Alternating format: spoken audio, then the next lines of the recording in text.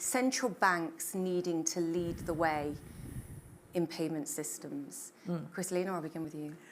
Well, when somebody promises you 20% return on something that is not backed by any assets, how would we normally call this thing? We would call it a pyramid.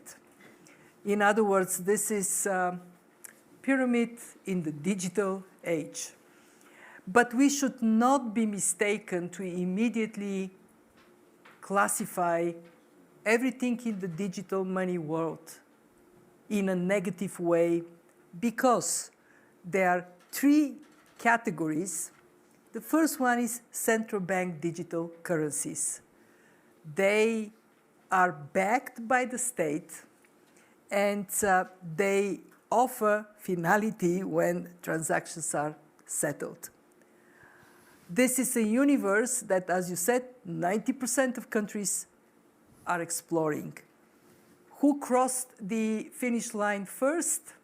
The Bahamas with the sand dollar.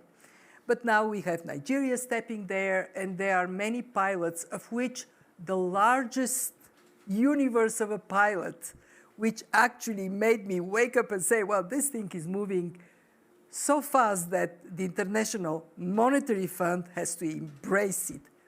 China with a pilot with 128 million participants. Now, the second group, these are the stable coins. Some of them deserve the name because they are backed by assets, and when they're backed by assets 1-to-1, they're really stable. They look a little bit like money market funds, but they're money market funds in this digital space. And then we have lower degree of stability. The less there is a backing, the more you should be prepared to take the risk of this thing blowing in your face, which is what happened some days ago. I want to be very, very direct that I do feel for the people who lost money, because part of the reason they lost money is not really being well educated on this new investment world. And I want to go to the third universe, the crypto that is really not pretending to be backed up by anything, not designed to be backed up by anything. It is really the trust that is built in a way that brings value. It is an investment class. When we say, I always get upset and then I get occasional hate tweets, when I say that Bitcoin may be called coin, but it's not money. Why? Because a prerequisite for something to be money is to be a stable store of value. So you actually can plan around it. And when the first country embraced Bitcoin, and I was asked, what did we think at the fund? I said, well, it's a sovereign decision. Doesn't make it a good decision. And now we have another country that You actually said to me, just because you can doesn't mean you should. Yes. And I'll never forget that. But yes, that's very true.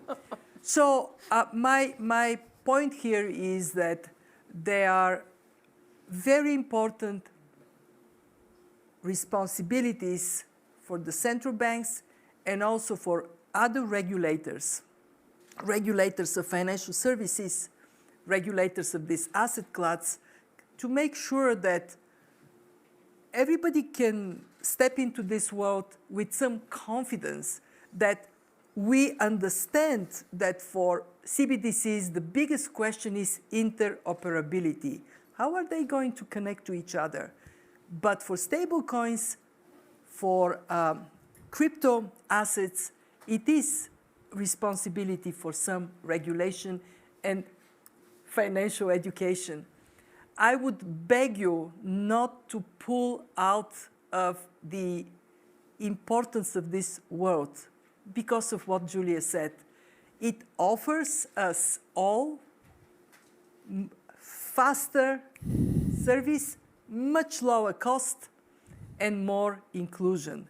But only if we separate apples from oranges and bananas. And that is our job. We have a huge responsibility to do it well.